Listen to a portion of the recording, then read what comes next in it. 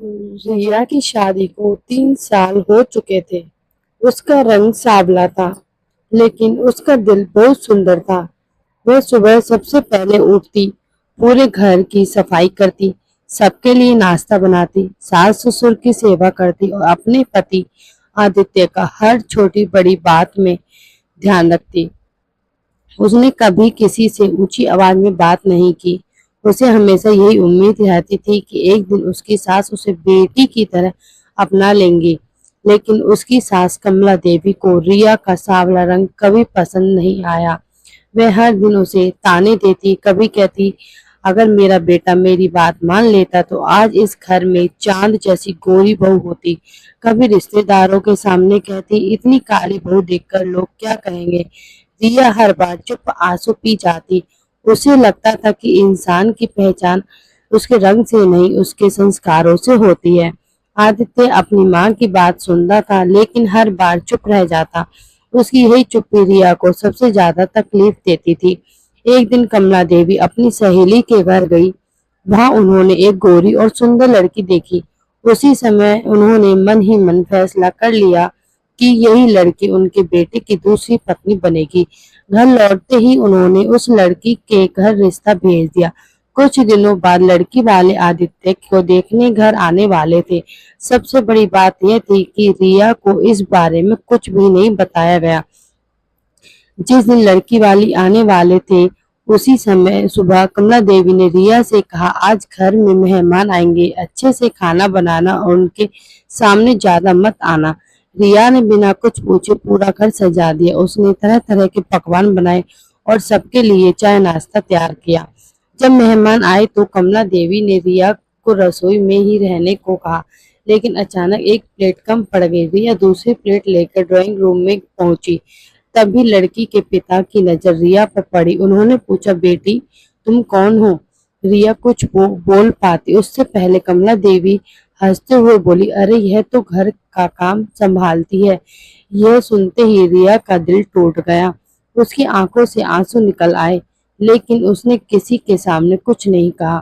तभी लड़की के पिता ने घर की दीवार पर लगी एक शादी की फोटो देखी।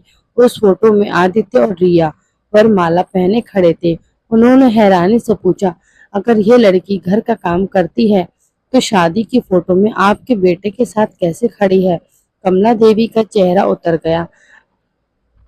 अब सच छिप नहीं सकता था। उन्होंने मजबूरी में बता दिया कि रिया आदित्य की पहली पत्नी है और वह अपने बेटे की दूसरी शादी करना चाहती है। यह सुनते ही लड़की के पिता गुस्से में खड़े हो गए। उन्होंने कहा, जिस घर में पहली बहू का सम्मान नहीं होता, उस घर में मैं भी अपनी बेटी कभी नहीं भेजूंगा। आज अगर आपने अपनी बहू के साथ ऐसा किया है, तो कल मेरी बेटी के साथ भी यही होगा। इतना कहकर वे अपनी बेटी को लेकर वहां से चले गए। पूरा घर खामोश हो गया। पहली बार आदित्य अपनी माँ के सामने खड़ा हुआ। उसकी आंखों में आंसू थे। वह बोला, माँ आपने मेरी पत्नी का नहीं, मेरे विश्वास का अपमान किया है। जिस लड़की ने इस घर का अपना सब कुछ दिया, आप उससे उसके रंग की वजह से ठुकरा रही हैं। कमला देवी पहली बार चुप हो गई। उसी समय आदित्य ने सबके सामने रिया का हाथ पकड़ लिया और कहा, आज के बाद कोई भी मेरी पत्नी का अपमान नहीं करेगा। इसका रंग नहीं, इसका दिल सबसे सुंदर है। रिया रो पड़ी, लेकिन उसकी आंखों में इस बार दर्द नहीं, सम्मान के आंसू थे। कमला देवी धीरे धीरे रिया के पास आई।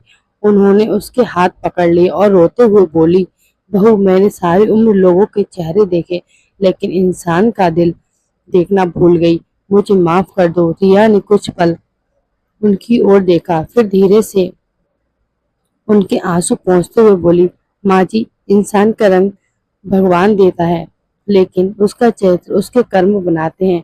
यह सुनकर पूरे परिवार की आंखें नम हो गई।